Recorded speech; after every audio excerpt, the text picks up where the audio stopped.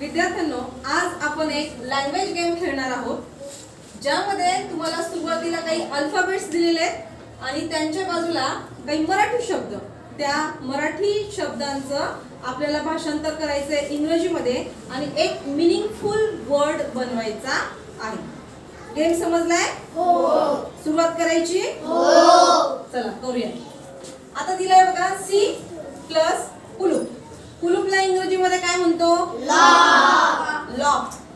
मग आपल्याला लिहायचं आहे clock. C plus L O C K. काय झालं? क्लॉक. म्हणजे एक मीनिंगफुल वर्ड बनला. क्लॉकचा अर्थ काय झाला? घडी. घड्याळ. त्यानंतर पुढचा शब्द आहे बघा एच प्लस कान. कानाला काय म्हणतो इंग्रजीमध्ये? इयर. मग एक मीनिंगफुल शब्द बनला. स्पेलिंग सांगा.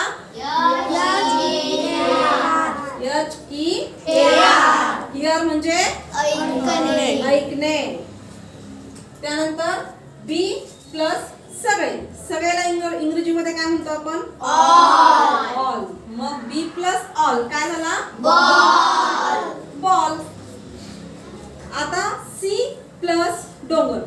डोंगरला इंग्रजीमध्ये काय म्हणतो? माउंटेन. नाही, माउंटेन इथे बसणार नाही. दुसरा सांगा. डोंगरला आणखी दुसरा शब्द कोणता? इंग्रजीमध्ये दुसरा शब्द कोणता? हिल. मग आपल्याला लिहायचं आहे सी प्लस हिल. काय झाला? त्यानंतर यस प्लस जुने. जुन्याला काय म्हणतो इंग्रजीमध्ये? ओल्ड. म्हणजे झाला S O L D sold. पुढचा शब्द आहे बघा एफ प्लस हवा. हवाला इंग्रजीमध्ये काय म्हणतो? एअर. मग कोणता शब्द तयार झालाय? फेअर. फेअर. फेअर म्हणजे फेअर म्हणजे जत्रा किंवा गोरा. गोरा पण त्याचा अर्थ होतो. फेअर म्हणत नाही आपण. त्यानंतर आहे यस प्लस शेवट. शेवटला इंग्रजीमध्ये काय म्हणतो?